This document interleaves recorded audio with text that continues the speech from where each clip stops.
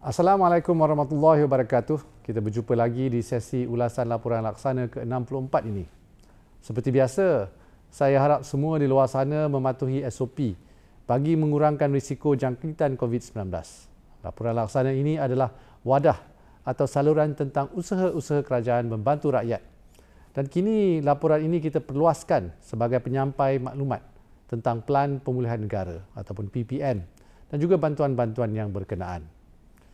Minggu ini saya ingin berkongsi khusus 4 elemen utama strategi negara untuk melangkah ke hadapan dan 3 aspek utama pakej-pakej bantuan yang ada dalam ucapan pembentangan saya semasa sidang khas Parlimen minggu lepas. Tetapi saya akan mulakan dahulu dengan perkembangan terkini Pelan Pemulihan Negara.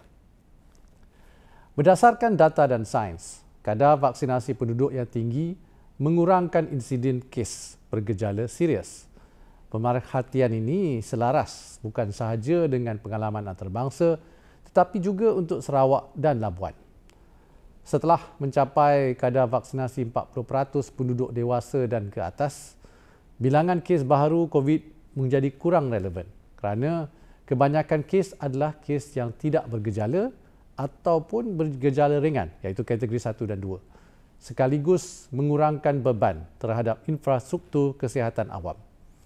Apa yang lebih penting dalam pemantauan dan penilaian peralihan ke fasa 3 dan selanjutnya adalah kes bergejala serius iaitu kategori 3, 4 dan 5. Sehubungan itu, indikator bilangan kes baharu COVID akan digantikan dengan bilangan kes serius baharu menggunakan proksi kes kemasukan hospital baharu untuk COVID-19 yang disesuaikan untuk kategori 3, 4 dan 5. Walau bagaimanapun, indikator kadar vaksinasi serta kadar penggunaan ICU masih dikekalkan. Berdasarkan penilaian Kementerian Kesihatan Malaysia, nilai ambang untuk peralihan fasa 2 ke 3 adalah kadar kemasukan hospital sebanyak 3 kes per 100,000 penduduk atau bersamaan dengan 1,000 kes kemasukan harian seluruh negara. Bagi peralihan fasa 3 ke 4, nilai ambangnya pula ialah kemasukan 1.3 kes per 100,000 penduduk atau bersamaan dengan 400 kes kemasukan harian seluruh negara. Selaras dengan perubahan nilai ambang untuk peralihan ke fasa 2 ke fasa 3, maka Perlis, Sarawak dan Labuan juga turut memenuhi nilai ambang yang ditetapkan dan berjaya melangkah ke fasa 3. Perlis sudah pun menepati kesemua nilai ambang yang ditetapkan sebelum ini untuk beralih ke fasa 3. Bagi Sarawak, kadar vaksinasi telah pun mencapai kadar 63.7% penduduk dewasa, melepasi nilai ambang bagi fasa 4 untuk indikator ini iaitu 60%.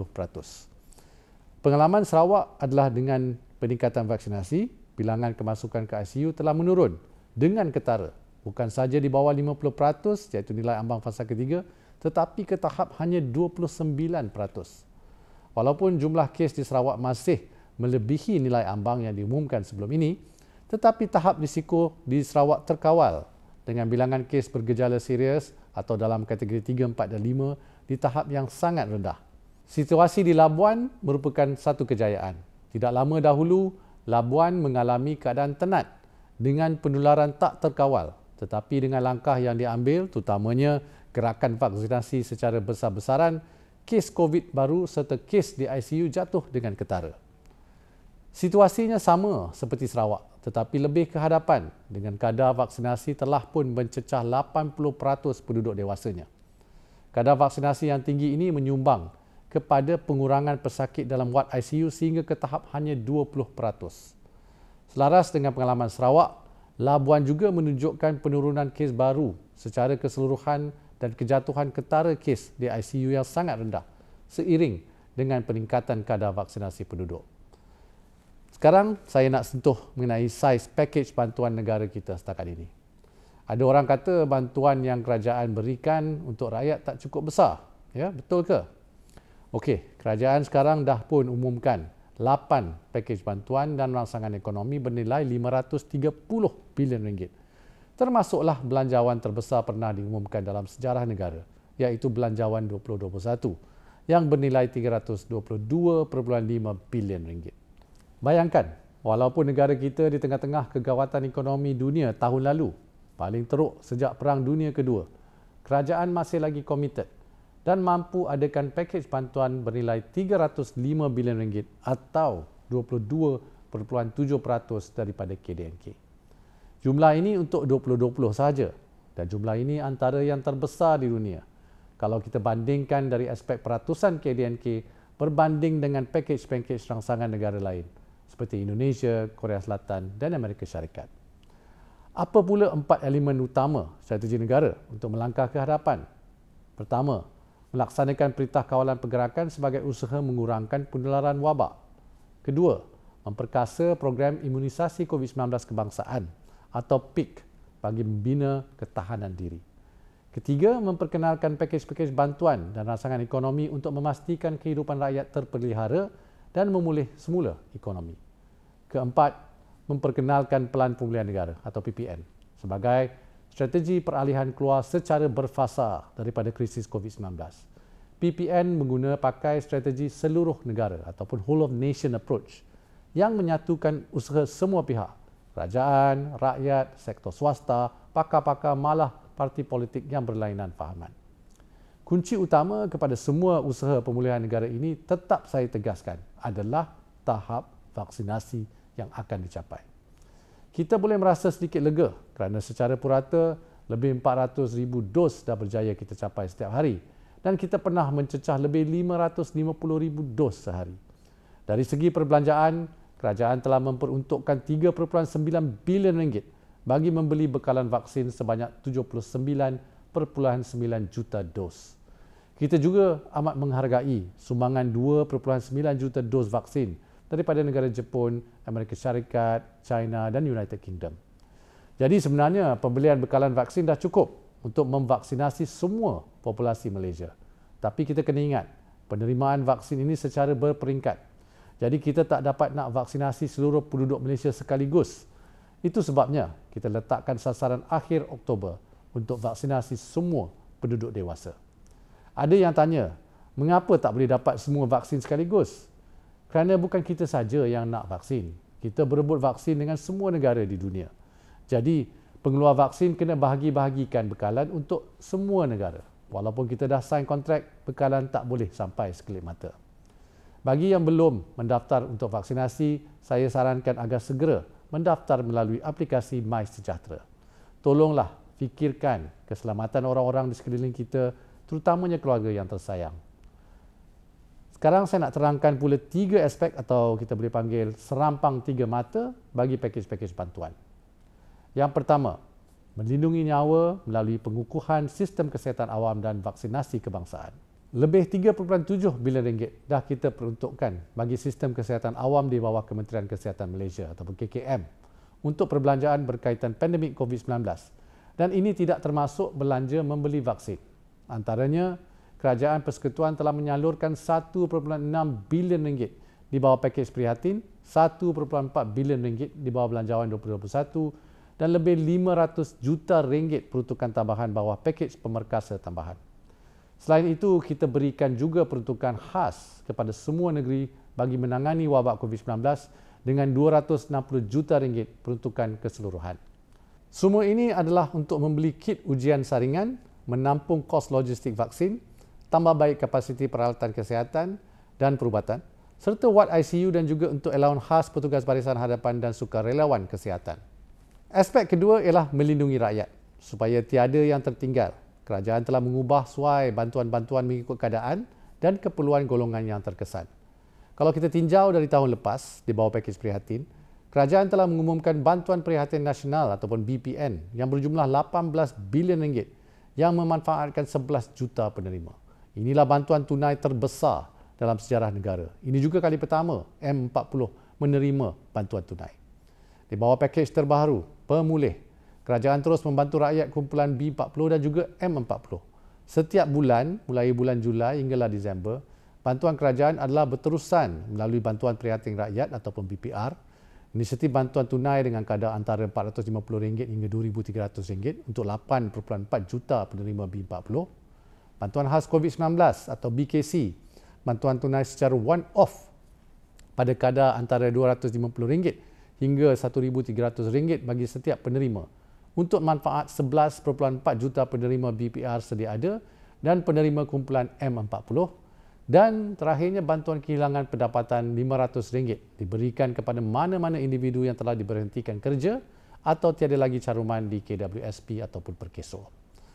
Mengenai pekerjaan, macam mana pula? Kita ada Majlis Pekerjaan Negara.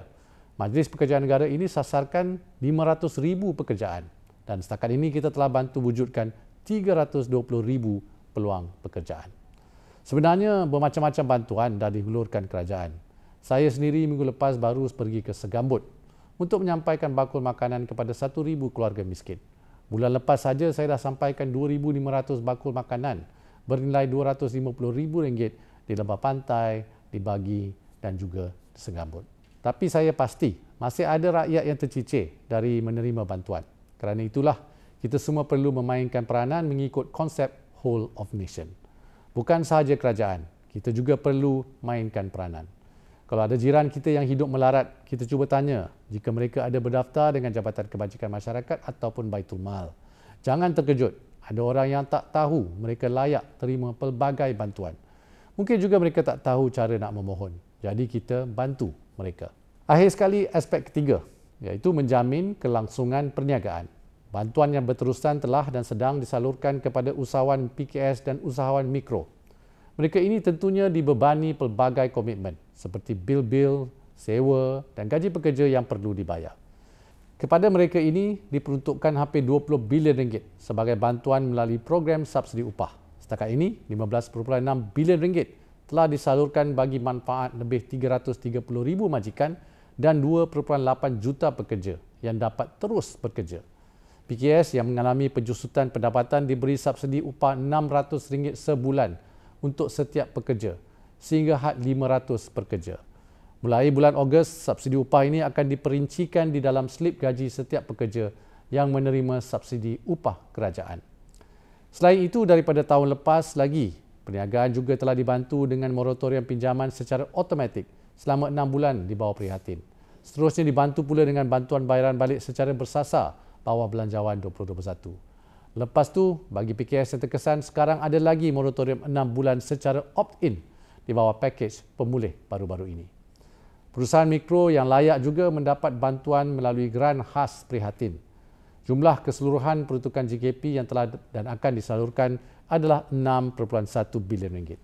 Kalau nak tahu lebih lanjut, tengok saja laporan penuh laksana ke-64 minggu ini. Sama ada anda pernah melihat angka-angka dan fakta-fakta yang saya kongsikan tadi atau anda baru saja pertama kali mendengarnya, yakinlah bahawa kerajaan sentiasa bersama anda dalam mengharungi cabaran-cabaran dalam negara yang sedang kita lalui bersama. Sekarang saya ingin highlight 3 website penting yang telah dibangunkan oleh MOF untuk kita semua. Pertama ialah laman manfaat belanjawan. Laman manfaat belanjawan ini untuk kita tahu apa manfaat yang kita boleh dapat dari belanjawan dan juga pakej-pakej bantuan yang telah dilancarkan. Website ini interaktif, jadi kita masukkan profil kita, lepas tu kita boleh tahu apa manfaat khusus untuk kita. Lain orang, lain manfaat yang diterima. Kedua, website Pelan Pemulihan Negara. Saya dah cakap sebelum ini, PPN ini strategi kita untuk keluar dari pandemik COVID-19.